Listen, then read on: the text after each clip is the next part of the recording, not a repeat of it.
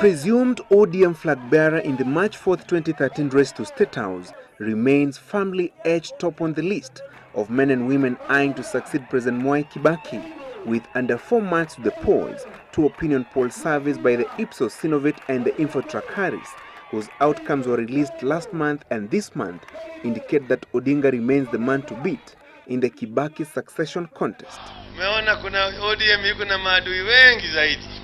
The Ipsos Synovate poll gave Odinga a 36% vote, with his closest challenger and deputy in the coalition government, Uhuru Kenyatta, returning second with 30.5%.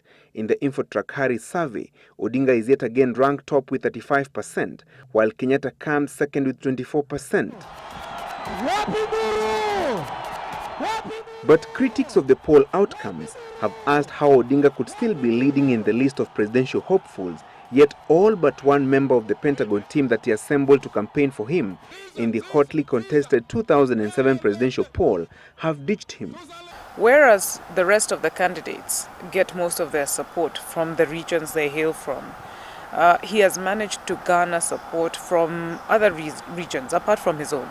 So in Nyanza he has 66% support, at the coast he has 60% support, in northeastern he has 47% support, in Nairobi he has 41% support. That amalgamated gives him that, higher number than everybody else. The pollsters, however, said that although Odinga may still be on top in the list of preferred Kibaki successors, his desertion by members of the then Pentagon team has not left him unscathed. Since 2010, the poll ratings of Raila Odinga have dropped around 10%. I believe in 2010 he was 41, 42% there by all the firms. Now he's down in the low 30s. So he has definitely suffered as some of his Pentagon allies, as you said, have deserted him, beginning with William Ruto, but also more recently Musalia Mudavadi.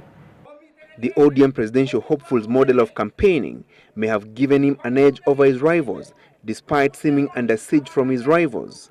Raila's strategy is pretty much like that of Ken Matiba in 1992, where Matiba said, I don't need the ethnic notable, fellows notables, to tell me that we will take you to the people and sell you. Instead, I will go to the people directly. And that is what he's telling Arab Ruto. He's telling him, my brother, if you go the direction of Uhuru Kenyatta, I will go and break into your political residence in Rift Valley and I will get that support. And we can see that his support, although it's going down, is still maintained somehow.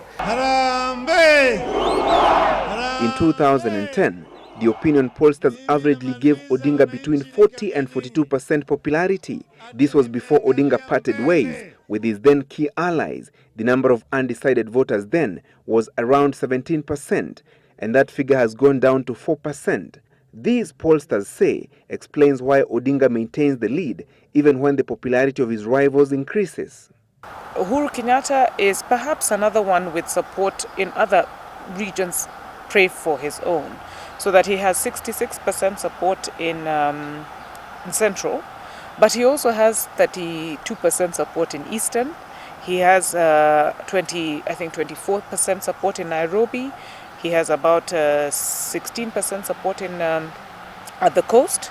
So those 2 candidates, if we were to look at the 2 candidates, that's probably why their numbers are higher than the rest, because apart from their own backyards, they're also getting support from other places. We have every confidence that the polls will continue up to the last week, or maybe 2 weeks, because in the past all the firms have stopped releasing polls 2 weeks. But even then, 40 days is plenty. If someone has not made up their mind 2 weeks before the election, there are going to be very, very few people in that undecided category.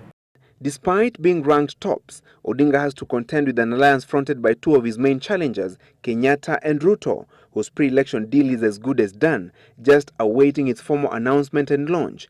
The 2 politicians are awaiting trials at the International Criminal Court for crimes against humanity. Can the impending ICC trials eat into Odinga's popularity and injure his presidential bid? Raila must be seen as diametrically opposed to Uhuru and Ruto.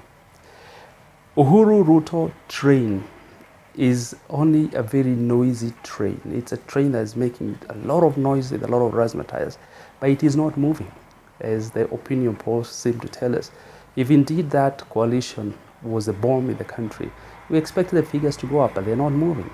But the more that train that has not even taken off rattles and makes the noise attracting politicians, the more it tends to build Raila. The new constitution requires that a winning presidential candidate garners more than 50% of the presidential votes cast and at least 25% of the presidential vote in at least 24 counties. If the names of all the 16 men and women eyeing the top job are on the ballot paper, can Odinga make it in the first round of voting? My prognosis is there may not be a runoff, especially if we have a two-horse race. Why do I say that? There are things that will introduce a game-changing situation. The first one is who you pick as your running mate. I think that's why you see the key contenders right now really trying to amalgamate support from various quarters and picking those that they think will be the team that they can run with. We see a dead heat, contest. But indeed, when you only have two contenders, one perhaps will end up with 50 plus 1. Depending on how hard they work. And we could even suggest that who ends up being a running mate of which leading candidate in such a close race as this could be may actually determine the outcome. For Raila, if you want to finish him politically, give him the kiss. Don't give him the kick. Give him the kick, the guy will fight, and he's very good. He gets very vicious in a fight. You give him the kiss, the guy destroys himself. He eats himself up. And in this particular case, with especially Ruto abandoning him and going towards Uhuru, that has given Raila the oomph that he needed. The opinion poll outcome may not necessarily influence the outcome of the presidential poll. Analysts say, despite being ranked top, Odinga has a lot of work to do and many pitfalls to avoid. And Raila has that curse that he has tried very hard to become president. Just before he gets it, like in the last election, he loses it and is out of errors of judgment. The one thing he must not do is talk too much. He must shut up. And each time Raila speaks, especially when he's excited, he says something that will blow him up. The next round of opinion polling is expected to take place next month. By then, the December 4th deadline for crafting pre-election alliances will have lapsed. The alliances could significantly alter the figures as the Kibaki succession contest enters the penultimate stage. Francis Gachuri for the Kibaki succession series.